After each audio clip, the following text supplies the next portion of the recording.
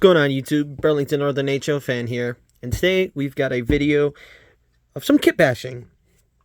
We're going to be working on this locomotive here, a old Tyco GG1. Now, I know these Tyco GG1s are not prototypical in any shape or form, but it's not really a GG1 per se, but it looks like one. The only thing that's really wrong with it is the trucks down here, and GG1s are a little bit longer. But I have an idea of how I'm going to get this thing to run. It's going to involve getting completely rid of this old Tyco power torque drive, because let's face it, they're not the greatest. I know there's some Tyco fans out there, but I am not a fan of the Tyco power torque drive whatsoever. So I'm going to be getting rid of it, and I'll show you what I'm going to do with it. So, as you can see here, I have an SD40-2. Now, if we look at this locomotive here, and we look at this locomotive, they line up pretty well.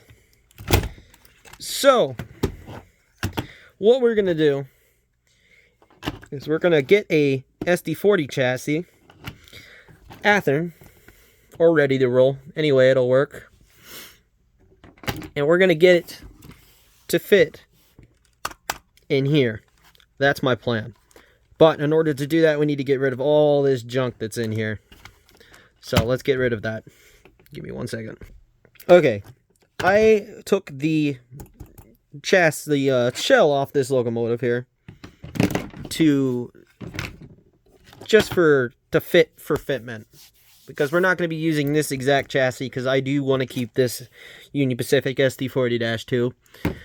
So, we're going to attempt to make one of these. It looks like I need some cleaning. To get one of these chassis to fit inside this GG1. So, let's start by taking out the truck here, which should be just a clip. Yep, there we go. So that piece is out. Now we can take the weight out. Should also just be clips on the body. And there we go. Pretty simple. This also works as a weight.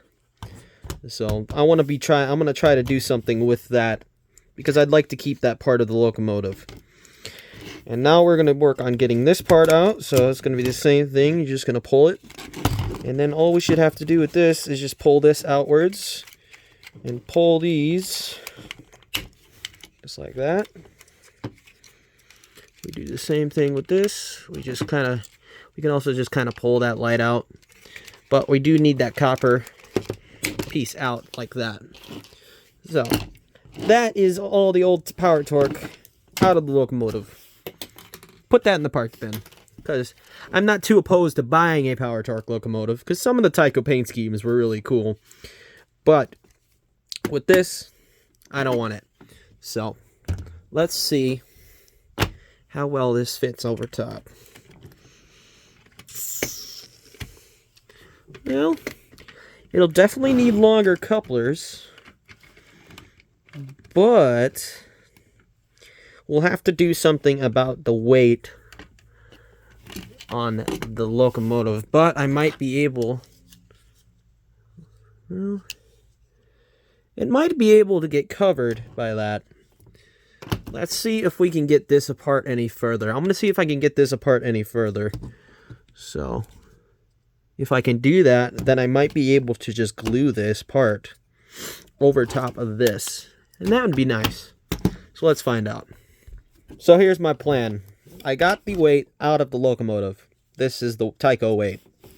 We'll put that to the side. Now we've got this piece. If we take this, we'll have to do some grinding to get rid of all this here. And then we can slip these pieces over top. And I think that might work. Because if we look at, like I was saying earlier, if we look at the locomotive, let's see, hold on, let's try because it looks like it'll just drop right in, to be honest. So if we grab something like that,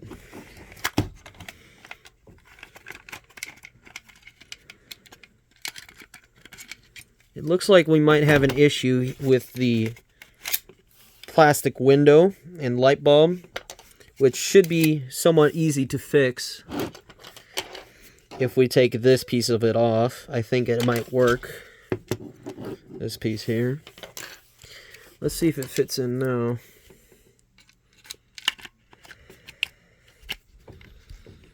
It does seem like it fit in a lot better.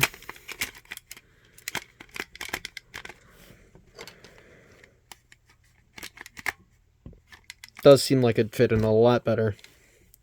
We will end up needing most likely a longer coupler, but let's set that down real quick. And we kind of just look at what we got going on.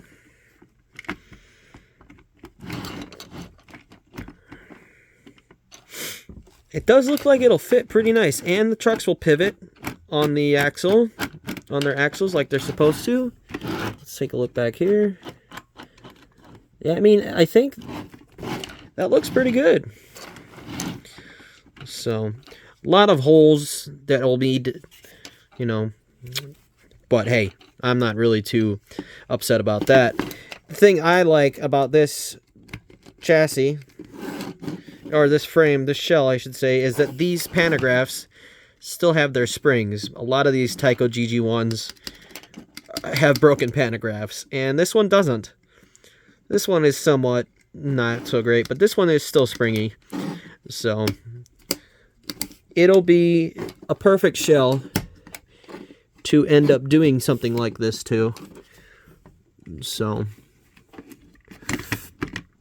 but I do think that'll be a good plan on how to get this to fit. Let's modify the windows real quick and see if we can get the windows to fit in here with the motor.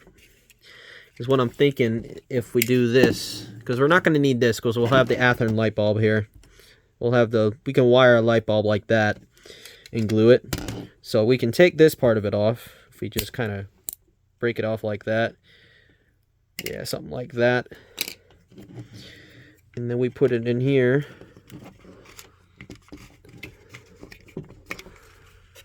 Kind of just put it back into place.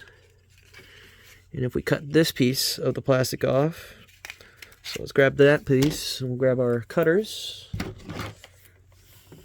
and we'll cut this piece of the plastic off, just like so, just like that. Trying not to crack the plastic that we actually do want, because that would not be good.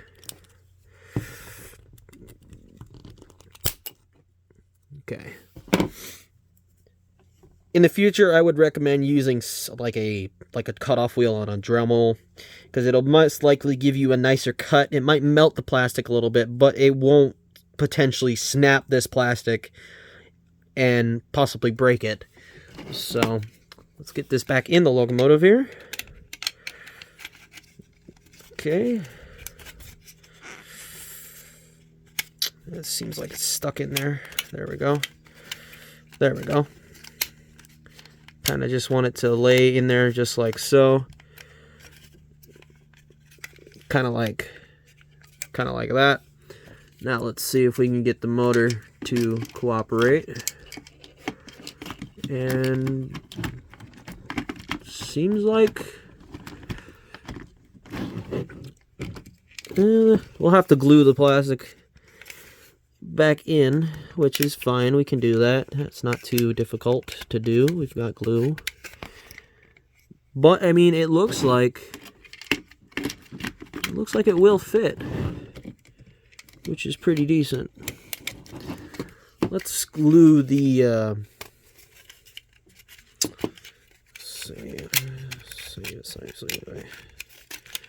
there we go.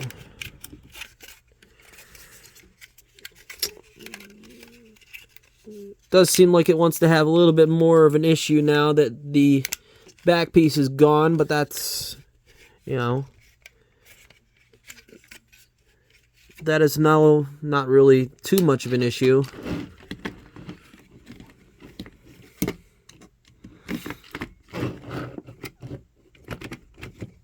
Okay, yeah, I'd definitely say with this would work in here like this. So if we go and decide to just put the plastic in there, the plastic will definitely